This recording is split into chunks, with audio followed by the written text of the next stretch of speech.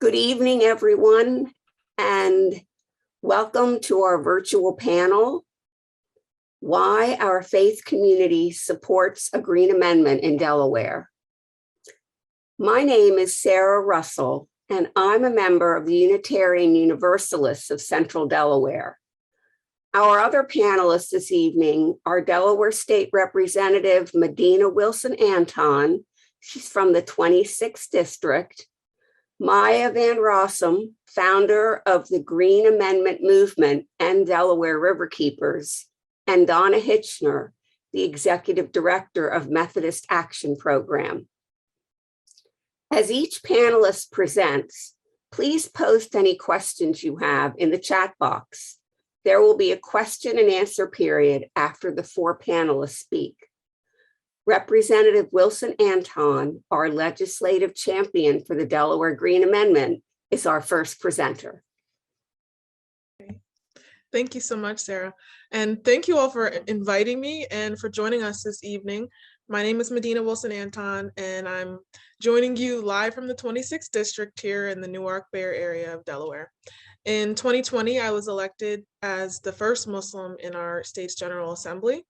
And I was elected at the age of 26, and at 28 and a half, I'm the youngest member of the House or the Senate. And I'm just really excited to join you all to talk about this important topic. And I thought I'd share where my faith is on this issue and why it's so important to me. So one of the things that I've learned over the years is that almost all of the religions, if not all of them, have some kind of social justice piece and activism piece that's a part or a tenet of. I learned that in the Jewish tradition, there's tikkun olam, which is this idea that it's a godly quality to fix the world and to create a world that's better.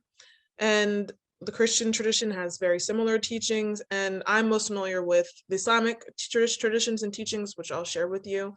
Some of them I've known since I was young, and some of them I learned actually while I was running for office, and that kind of propelled me to continue into this space. So one of the things that I learned when studying one of the chapters, the largest chapter in the Quran, which is the second chapter, there's a verse about the story of the creation of man.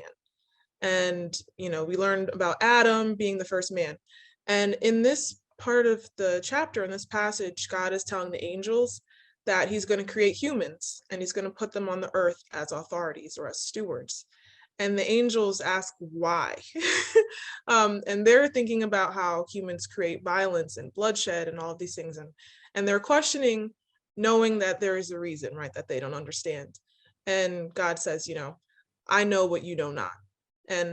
And the word steward, that wasn't how I understood that. So when I was learning that chapter and memorizing it, I was kind of thinking like the angels, like why did he create us, right? We do cause a lot of mischief. But I heard an interesting interpretation of this chapter one day on a Friday during a sermon.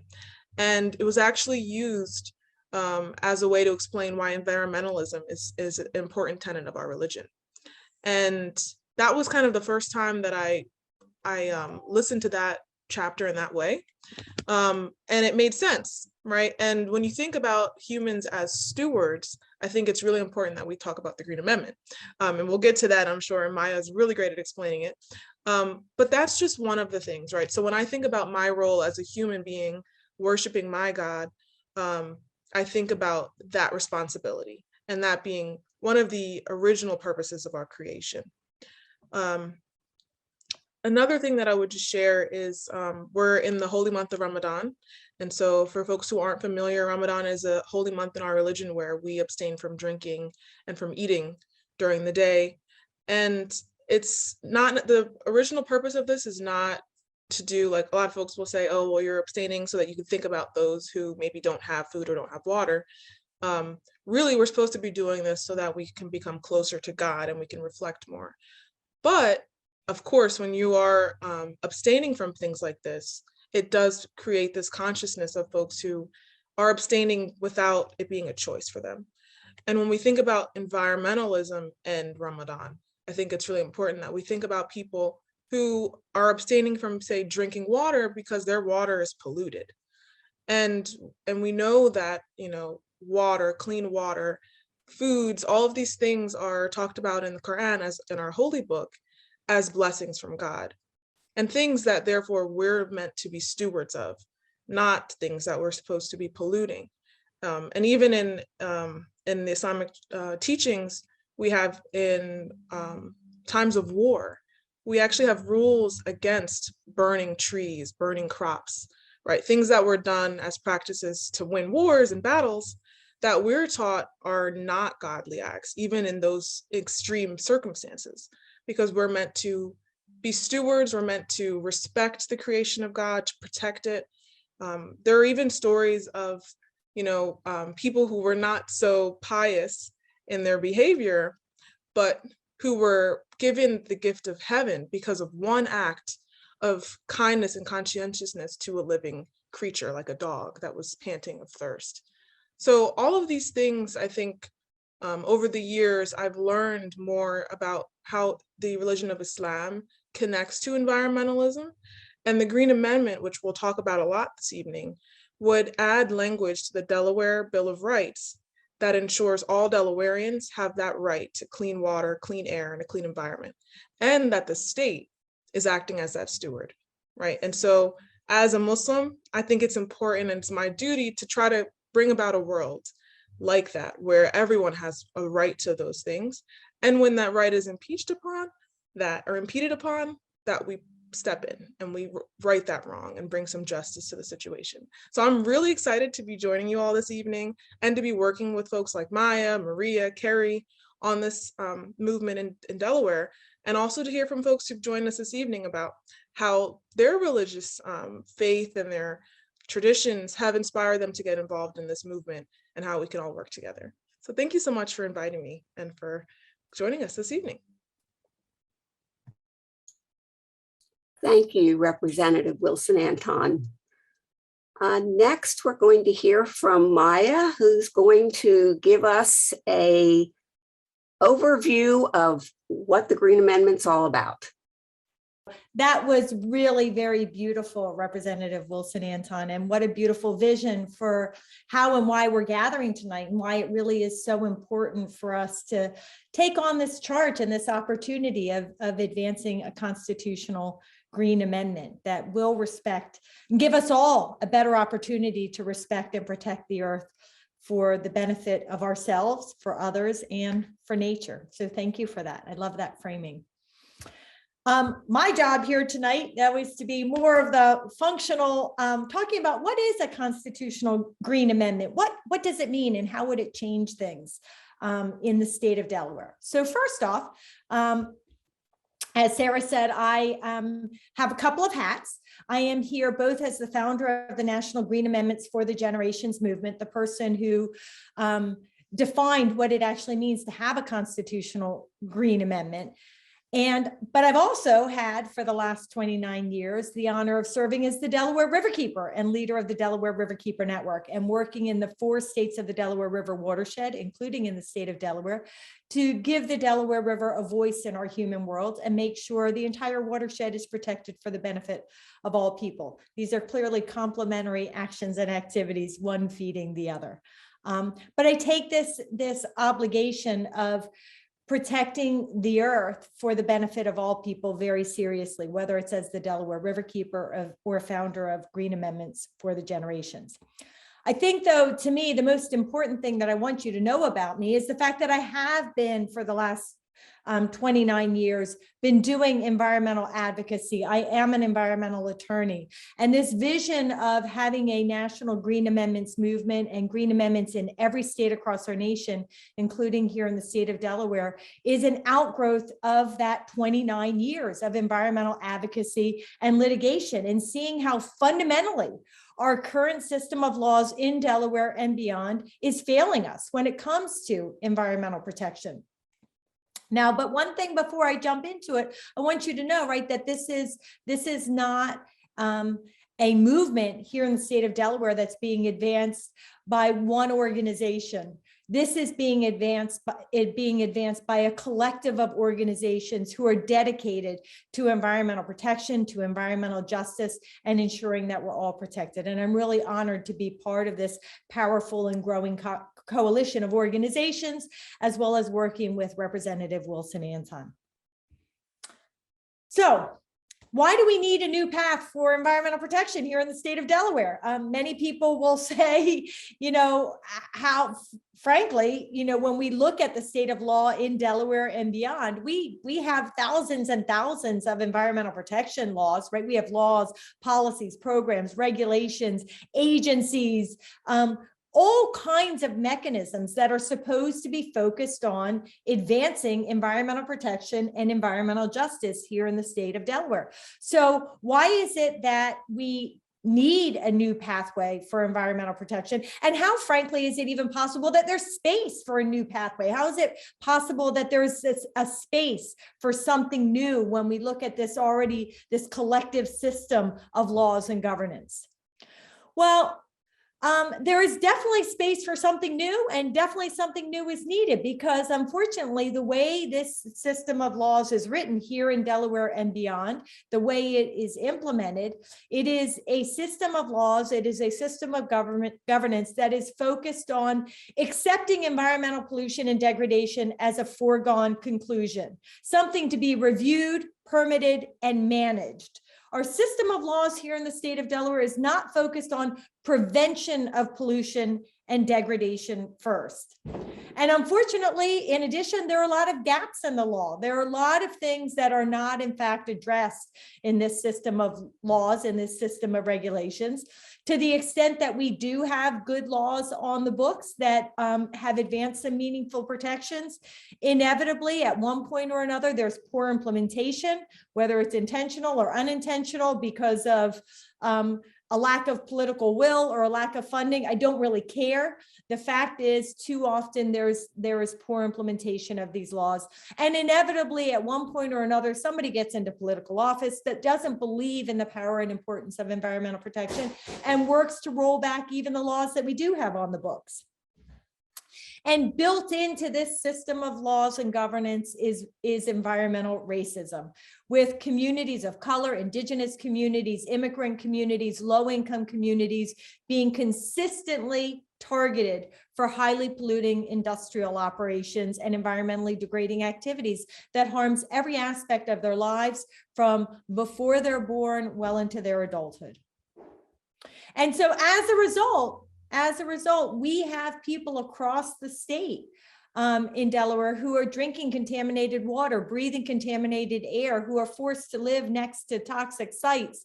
We're facing a climate crisis. We have species of all kinds that are being impacted.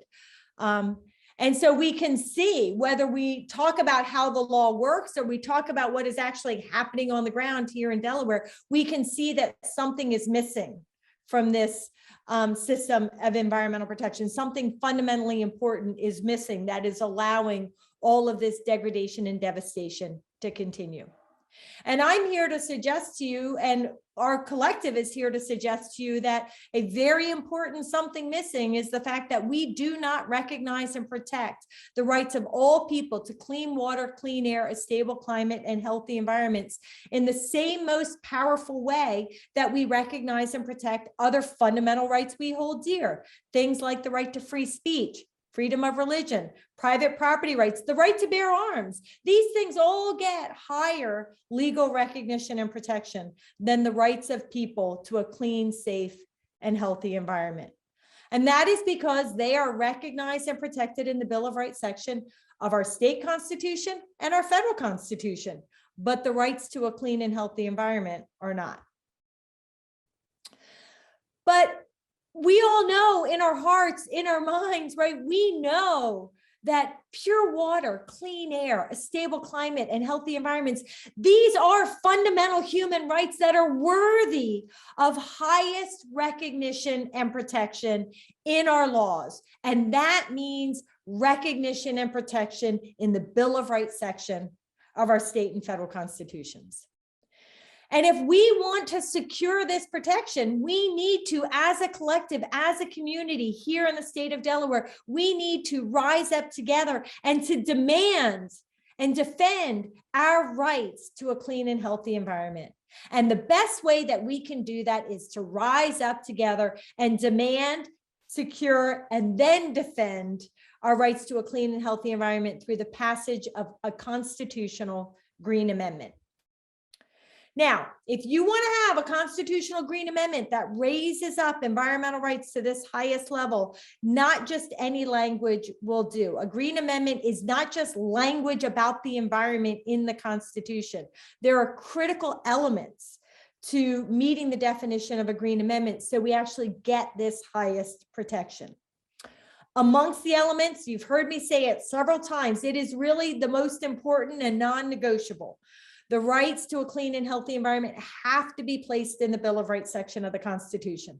That is where we place the other human, civil, and political rights we hold dear. So that is where we must place our environmental rights if they are to be protected legally on par with those other fundamental freedoms.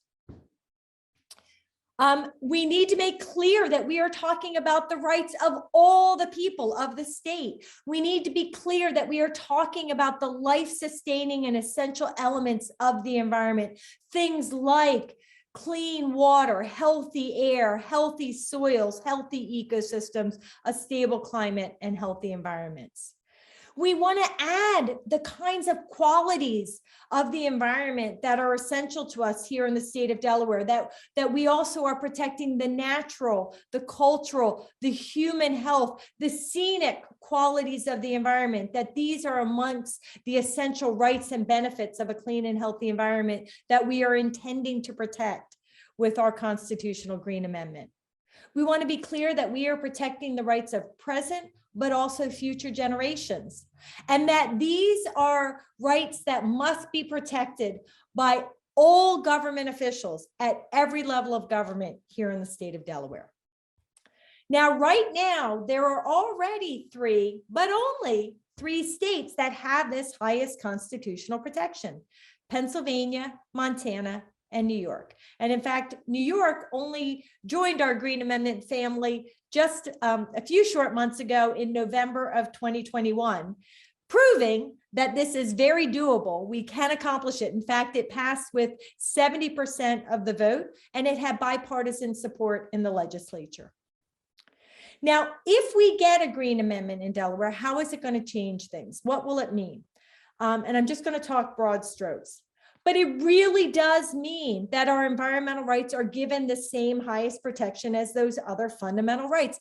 We all know how powerfully the rights to free speech are defended and protected when there is a threat of infringement by government action. We all know how powerfully private property rights are respected and protected in the state, because these are the rights that we find in the Bill of Rights section of the Constitution.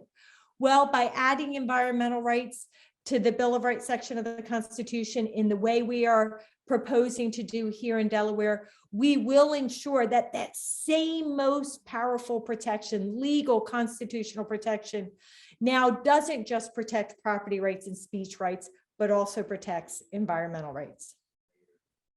It means that when there is an issue of property rights in play, too often, right, when people are talking about how they want to use their property, even if it's going to be in ways that are devastating and damaging to our environment and to others, often people can use their constitutional property rights as sort of a cudgel to force government officials to let them do what they want to do, regardless of the harms to others. And there is no counterbalance. Well, if we have a constitutional green amendment, if we have environmental rights placed in the Bill of Rights section of the Delaware State Constitution, now there is a counterbalance. Environmental rights are on par with property rights. So property rights can no longer be used to trump the rights of others in this fundamentally important way. It means that government necessarily must focus first on prevention of environmental pollution and degradation. Whether they are legislating, regulating, permitting, whatever it is that government officials are doing, there has to be a focus on prevention first. It's no longer going to be good enough for government officials to say, well, I complied with the statutes and the regulations on the book exactly as they were written. They now are going to have to show that they were mindful of, protective of the constitutional rights of the people, because the Constitution is above all the laws, right? And so all government officials are answerable to the Constitution first. We are going to provide incredible power to the environmental justice movement and have a real opportunity to end environmental racism in the state. Because now all people, regardless of their race, their ethnicity, their socioeconomics, all people will now have the same constitutional right to a clean and healthy environment. And all government officials are going to be constitutionally bound to protect the environmental rights of all the people equitably. We can no longer have environmental sacrifice zones where some communities are consistently and constantly and disproportionately targeted for highly polluting industrial operations and environmentally degrading activities. Simply, it's going to be constitutionally not allowed. There will now be generational protection. We will now be requiring our government officials to look to the future to make sure that they are protecting the rights of future generations in a meaningful and powerful way. Of course, this is important when we're talking about the climate crisis, but this also really matters when we're talking about water pollution and air pollution and environmental degradation. Government officials are going to have to look at cumulative impacts and existing conditions and applicable science as part of their decision-making. These actually become constitutional obligations if they want to demonstrate that they are behaving in a way that is constitutionally justified in their decision-making. A Green Amendment is going to provide a powerful foundation for government officials to put in place new protections when needed, but it's also going to strengthen the existing laws that are already on the books, because now all of those laws are going to be interpreted and applied through the lens of protecting environmental rights. I seem to have missed a slide. Another really important thing that a Green Amendment will do is it will provide an opportunity to fill gaps in the law. So one of the reasons why PFAS has been allowed to proliferate through the environment, through water, through communities in Delaware and across the nation, and frankly around the world, is because this man-made family of chemicals for far too long, including in many places today, was simply not regulated, right? PFAS, things in Teflon and stain-resistant carpeting and clothing, right? Whether it's PFAS, PFOA, PFNA, it's got all kinds of names. They're all bad. They're all toxic. They're all a man-made family of chemicals, and they all got into the environment because there was a lack of legislation and regulation that prevented their toxic proliferation. If there had been constitutional green amendments in place in Delaware and across the nation at the time that industry was advancing PFAS, and the science was showing how dangerous it was, the people, while there was no law to turn to for protection, the people could have turned to the Constitution to force government to prevent the use of this toxic family of chemicals in ways that allowed it to proliferate into the environment. Or if it was already there, could have turned to the Constitution to force the government to act sooner and more forcefully to prevent continuing proliferation of these toxins and to require cleanup. So a constitutional green amendment becomes a powerful gap filler, and there are lots of gaps in the laws. The goal of a green amendment is to get better decisions in the first place. The reality of a green amendment is when our government officials fail us, right? The Green Amendment will give us access to the courts to vindicate our constitutional rights to a clean and healthy environment. And it's not just about the law. It's not just about getting into the courtroom. Green amendments are also, again, about empowering our advocacy to ensure that better decision-making, right? Because now all people are not just going to be fighting for what they believe is right in terms of environmental protection. They are going to be fighting for what they are constitutionally entitled to, which really reframes and changes the power of the arguments that can be made in the State House and in the courthouse. Now, Delaware really is emerging as a national leader in our constitutional green amendments for the generations movement. Representative Wilson-Anton has done an amazing job at putting our green amendment out there, putting it forth with powerful language. And we have such a great coalition of organizations and individuals, which you are now all a part of, advancing this powerful protection in the state of Delaware. And this is the language that right now we're talking about. And Representative Wilson-Anton gave a great summary. Essentially, we're talking about all the people of the state of Delaware having an individual right to a clean and healthy environment, including water, air, soil, flora, fauna, ecosystems, and climate, and ensuring that all government officials understand that they have a constitutional obligation to protect the natural resources of the state for both present and future generations. So with that, I really want to thank you for joining us this evening. I look forward to engaging in the conversation. I do want you to know that we have a website, www.delawaregreenamendment.org, where you can find lots of resources and information. Of course, there is the book. And if you decided to get the book, every penny goes back to this Green Amendment movement, because this really is about saving the world. It's not about making money for anybody. So thank you again for joining us. Thank you so much, Maya, for sharing that. I am reminded every time that I hear Maya speak of the first time I heard her speak, that I was amazed to realize I have a right to carry a gun, but I don't legally have the right to breathe clean air or drink clean water. And it was like a punch in the gut. It just shocked me so much, because water and air are basic to life. And I believe having the Green Amendment can make a difference for us. I'm going to share with you, as Representative Wilson-Anton did, how my faith has brought me to this point. My faith, my Christian faith, teaches me to be a good steward of my environment and others. As a Unitarian Universalist, the seventh principle asks me to show respect for the interdependent web of all existence, of which we are a part. But sadly, good stewardship doesn't appear to be the case here in Delaware. There was a recent report that revealed our state has a higher percentage of rivers and streams affected by pollution than any other state in the country.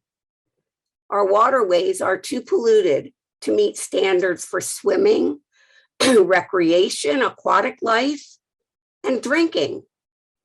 As Maya said, we do have state environmental laws and regulations and agencies, but this current system isn't working. If I want to be a good steward, then I must be proactive. And I believe the Green Amendment is proactive. I support the Green Amendment because it states that our government branches and agencies will be the trustees, the stewards of all Delaware's natural resources for all Delawareans. The government officials would have to weigh any decision they're making regarding land, water, and air on how it's going to impact the people and the nature, our beautiful Delaware. How is it going to be impacted? Because a person's right to clean air and clean drinking water, it would be a constitutional right. The second reason that I support the Green Amendment is environmental justice. In the Bible's Old Testament, the prophet Micah says, "Ask, what does the Lord require of you, but to do justice, love kindness, and walk humbly with your God." So doing justice, having the Green Amendment will strengthen environmental justice, which is important in my faith, important to me. Environmental justice would ensure that all communities, regardless of race, ethnicity, or social status, have the same rights. Currently, the environmental decisions in Delaware aren't always fair and equitable. Polluting industries and power plants and waste dumps, frequently located in the low-income communities or the communities of color, because these communities are of least resistance. Therefore, I support the Green Amendment because it establishes that the government officials protect all communities equitably, which aligns with two other Unitarian Universalist principles. Our first principle is a belief in the inherent worth and dignity of every person. And the second, the need for justice, equity, and compassion in human relations. Having a Green Amendment would do that. So these are just two reasons that I support passing the Green Amendment in Delaware that are based on my faith.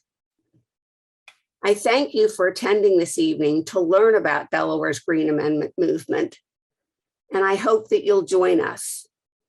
And now Donna is going to share her faith views on the Green Amendment. Thank you, Sarah. Greetings from the Methodist Action Program. I wanted to share just a brief sentence about what we're all about. The Methodist Action Program addresses social justice issues in the church, but also in the larger community.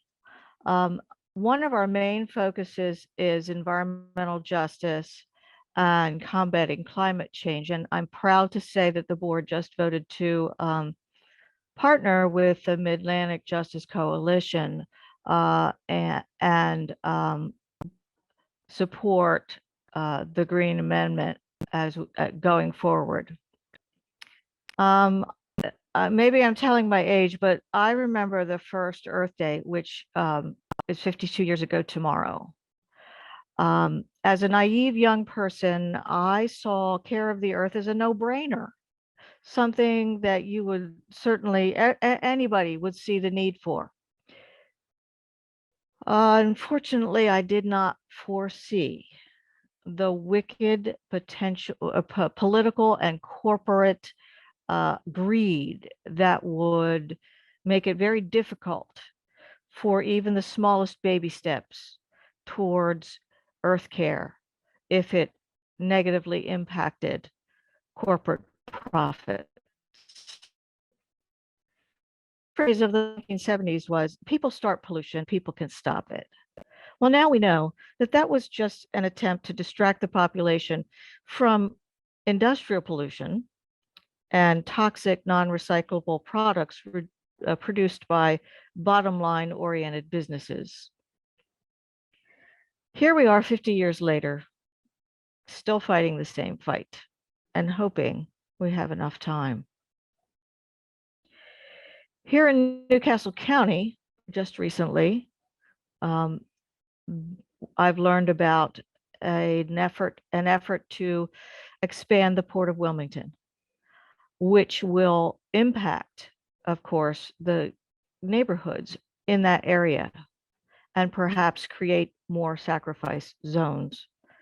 And there are already numerous sacrifice zones in and around the city of Wilmington.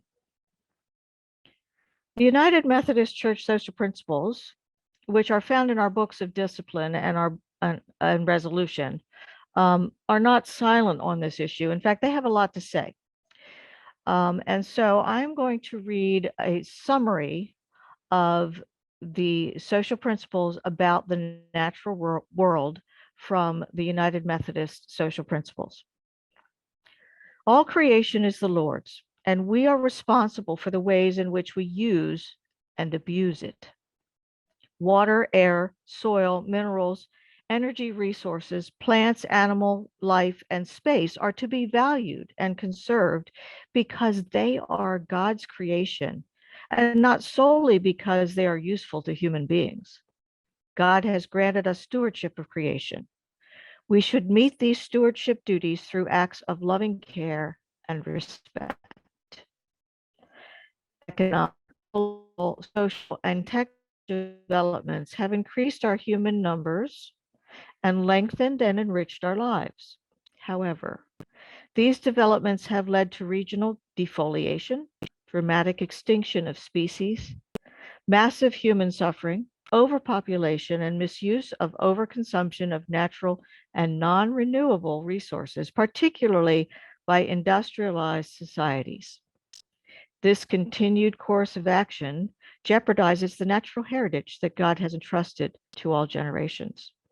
Therefore, let us recognize the responsibility of the Church and its members to place a high priority on changes in economic, political, social, and technological lifestyles to support a more ecologically equitable and sustainable world, leading to a higher quality of life for all of God's creation. I am very proud to stand with the Methodist Action Program in support of the Green Amendment. And at this time, I would like to invite you all to use the chat box or the raised hand feature to share any questions you might have or comments about this presentation. We have Molly, who is able to unmute you if you raise your hand. I have a feeling we're preaching to the choir. And if you prefer not to raise your hand, you could always put a question in the chat. And while you might already agree with us, perhaps you have a question on how the Green Amendment works or has worked, or how you could speak about it, even if you don't have legal expertise. So it says, could you review the process for passing an amendment to the Delaware Constitution? So I wonder if Representative Wilson-Anton would like to take that question, maybe, if I might be so presumptuous.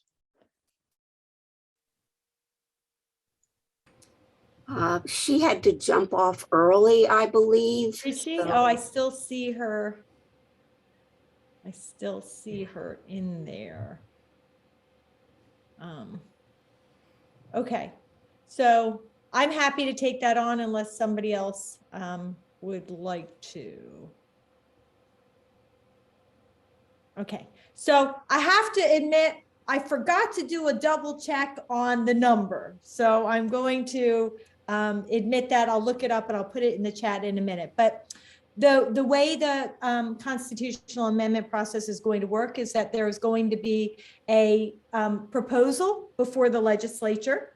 And then the legislature is going to have to vote by a certain percentage in both legislative houses. And then the amendment's going to be able to go before the people on the ballot. And ultimately, it's going to be up to the people to decide. There isn't a role for the governor. The governor doesn't get a chance to veto it. So I'm going to, while others are thinking of other questions, I'm quickly going to look up what that vote count has to be, because every state that we're involved in, and it's well over a dozen, and every state that I've looked at has this same process, but they all have a different percentage by which you have to vote. So I'm going to go take a look. It's on my computer. So I'm going to look that up while people are thinking of other good questions, and I'll let you know in a sec. I see Jack has a question. His hand is raised. Oh, good. Can you hear me? Yes. This is kind of a softball, but May 17th is an important day, Lobby Day up in Dover. Would someone please paint a picture for the folks online of what's going on and why it's important? Did you hear that? So Jack, I have a slide of that I'm going to show at the end. Okay, then we'll defer until the Okay. end. Thank you. But thank you for putting the reminder out. By the way, it's 2/3 vote twice, and then the Constitution gets amended in the state of Delaware. And it looks like it may happen without a vote of the people, interestingly enough. So did somebody else want to answer Jack's question about painting a picture? Yeah, I don't know if you were on, Maya, when I said I have a slide about that I'm going to put on at the end. And we hope we can get a lot of people out to that event on May 17th. We have another question there, Maya, that Yeah, there's another question. Let's see. Could you give examples of what kinds of change Montana and Pennsylvania have seen since passing the Green Amendment? Great question. So the amendment, I'm going to give you a couple of examples of how it's been used. First off, of course, it's not an instant panacea, right? When the amendment gets added to the Constitution, all the bad stuff doesn't instantly evaporate. It's going to take time and it's going to take work for us to get the full benefit of the constitutional environmental right. Just like it took time and work and still takes time and work to get the benefit of those other fundamental rights, right? We've had the right to free speech for hundreds of years, but still questions come up. We have a good sense of what it means in a lot of contexts, but there are still times, places, and spaces when, there's an issue that needs to be resolved. So with the Green Amendment, we're really at the beginning of that process. But the kinds of things that we've seen is when there has, second off, that was first off. Second off is that the amendment is a limitation on government action. Right. So this is going to be about making sure that the government does not behave in a way that overreaches and infringes on the constitutional rights of the people, and makes sure that the government properly protects the natural resources of the state for present and future generations. The amendment cannot be used for a person challenging the farmer next door or the industrial operator on the other side of town. This has to be linked to government action.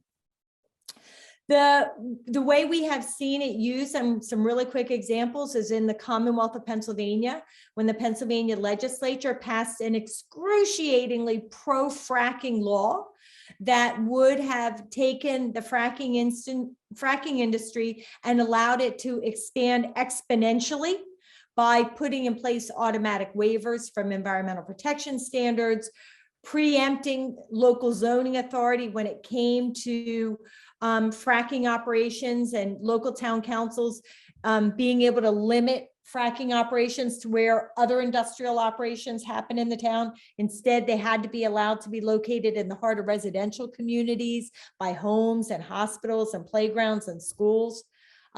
We used the Green Amendment. This was actually the first most powerful Green Amendment in the Commonwealth of Pennsylvania. And when I say we, I literally mean me and the Delaware Riverkeeper Network and 7 towns used the amendment to challenge those devastating aspects of that law and got them declared unconstitutional. So before they were allowed to go into play and allow this exponential expansion of the fracking industry, we stopped it before it started.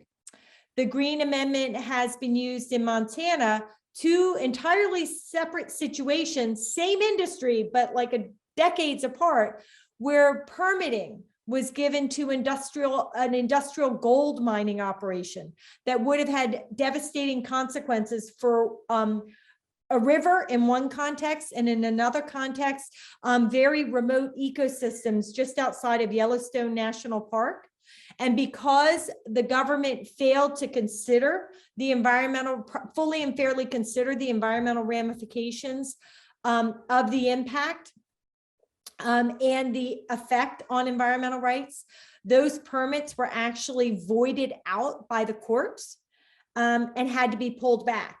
In both instances, and the government could have reconsidered those permits and done their work and reissued them, but in both instances, they didn't. And I think it's because it was very clear about the devastating consequences that the industrial gold mining would have caused. Just 2 years ago in the Commonwealth of Pennsylvania, there was a development proposal for that would have devastated the last remaining woodland in an urbanizing area outside of the city of Philadelphia. It was actually an old growth beech tree forest that would have been decimated by a development project. Sadly, it was the Archdiocese of the Catholic Church that owned that property and fought very hard to allow that old growth forest to be decimated. But thankfully, the people stood up against the development project, including Delaware Riverkeeper Network. And in the final analysis, the town council, in reliance on the Green Amendment in no small part, denied that development project. Actually, there was a very powerful statement about the constitutional obligation to protect environmental rights being used as the basis of the denial. So there it was used proactively to say no. And once that development project was rejected, actually another solution came forth, and the county actually purchased the property as public natural open space. Another community in Pennsylvania where there is a highly toxic site. It's been toxic for decades, super saturated with trichloroethylene, a spreading pollution plume, people having health consequences, all sorts of significant ramifications of this toxic site, where there are known responsible parties and a law that requires cleanup by those responsible parties, who, by the way, are very wealthy corporations. And the Pennsylvania Department of Environmental Protection, rather than enforce the law and secure cleanup of that toxic site, decided to instead negotiate a sweetheart deal with the developer, which would have allowed residential development of that site while it remained in its toxic condition. We at the Delaware Riverkeeper Network, along with the community, challenged the failure of the government to enforce that law and that cleanup obligation. We in part challenge that as being a failure of their constitutional duty to protect natural resources and the environmental rights of the people. The case is still going through the courts, but when the state tried to get the case dismissed, saying that a failure to act, inaction, could not result in a constitutional violation, the court actually said, no, your failure to act is a decision, right, which is action, and actually could support a constitutional violation. And the case is still going through the courts, but we didn't have to wait for a final outcome, because you know what? The state recognized that they were wrong and they were going to lose, and they kicked into gear and are now not doing the job we think they should do, but they are working now to advance a cleanup plan.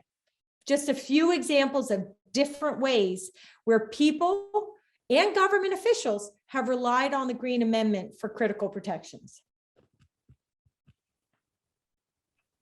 Am I allowed to ask a question? Okay. So Maya, you said that the Green Amendment would not protect like you from your neighbor polluting your land. I'm thinking mostly downstate Sussex County, where they have a lot of farms and that kind of thing. What would, I mean, is there anything in the Green Amendment that say you have a neighbor who's a farmer and he's using toxic chemicals to fertilize his land or pesticides or something, and that is polluting your well? What kind of protections do we have? Is there anything outside of the Green Amendment that would help in that kind of a situation?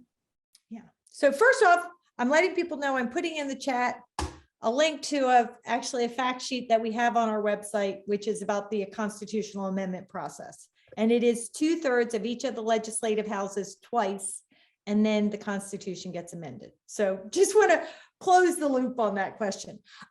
So just for clarity, what I said is that you, Donna, would not be able to challenge the farmer next door who perhaps is, there are some, I actually write, there's a second edition of my book coming out, and I tell the story of the Burton family whose lives were decimated by highly devastating contamination coming off of an industrial agricultural property and operation next door. Really serious health consequences of all kinds and environmental consequences. So while writ large, we don't say farmers are bad for the environment. There are many, many farmers that are very responsible, but there are situations where that's not the case, just like with any industry and business. So if you were in one of those situations like the Burtons, then Donna, you could not grab onto the Constitutional Green Amendment and sue that industrial operation and get a remedy. But what you could do, and what I believe could have been done in the case that I just referred to of the Burtons, is had there been a Green Amendment in place, then when the government continued to permit those industrial operations that allowed them to behave in such devastating ways, or failed to enforce the law in a way that protected the environment and protected the residents, those actions by the government, which allowed those devastating environmental consequences, that is challengeable by the Green Amendment. So you could use the amendment not to go after the industrial operation directly, but you use the amendment to go after the government action that allows that devastating behavior. And that is how you stop it. And one of the reasons why it's so powerful that we use this against the government is what it means is when you bring that constitutional case and you are victorious, it sends a message to the government that in every single situation, right, that comes after that one, the government now understands they can't behave that way again because it's unconstitutional. So every single operation that comes thereafter and behaves the same way, now the government will preemptively say, oops, we can't do that because that's a constitutional violation. And so that's how we build precedent that puts in place stronger and stronger and stronger protections over time. If it was just going after one industrial operator and then you have a victory, that's important and powerful in that situation, but it doesn't carry forward because it's two private parties. But this idea of government accountability means that when you're victorious, you are setting a precedent that will resonate throughout all government action coming thereafter. And that is how we raise the bar on environmental protection for all people and future generations. So it's really so powerful that that is who the target is. So does that help you? So you will get the benefit of it. You will be able to address those devastating operations. It's just a matter of how you do it. I see. Okay, yes, that's very helpful. We do have another question in the chat. Often a risk of monetary loss urges corporations and governments to protect people. Can you explain how this helps in this way? How the amendment might help in this way? I guess that's how it seems to be worded. Yeah. So, so the thing to know about the amendment is the remedies are what we call in the law equitable remedies, which means that when you're victorious, you don't get a money payout. You get changed behavior. So the permitting gets voided. The legislation gets declared unconstitutional. The failure of the government to act is deemed a constitutional violation. And therefore the government then is required to act. So I really don't, this constitutional environmental right behaves differently than, than some of those other mechanisms that we're used to, where you bring a nuisance lawsuit because somebody's been damaged and you get a money payout. And the truth is, again, just like the case I just talked about, I think this idea of remedying the bad behavior is so much more powerful, because the truth is, all too often, when there are cases where somebody has been devastatingly harmed by the actions of industry, and they get a money payout, all too often, that money payout is deemed a cost of doing business, Or maybe that industry gets held accountable for violating the law and they have to pay a penalty to government. And that penalty is a cost of doing business. It actually isn't large enough to result in significantly changed behavior. Maybe there's some changed behavior, and there certainly is benefits to the victim. But we haven't writ large too often, I don't want to say always, too often not changed behavior. Of course, there are exceptions like the multi-million-dollar glyphosate victories and things like that where it's huge payouts. And so that does result in change behavior. But in my experience in the environmental arena, too often the payouts are a slap on the wrist. And so it's actually just the cost of doing business. So that's why I think that this mechanism is so much more powerful, because it's about the behavior, not just the payoff.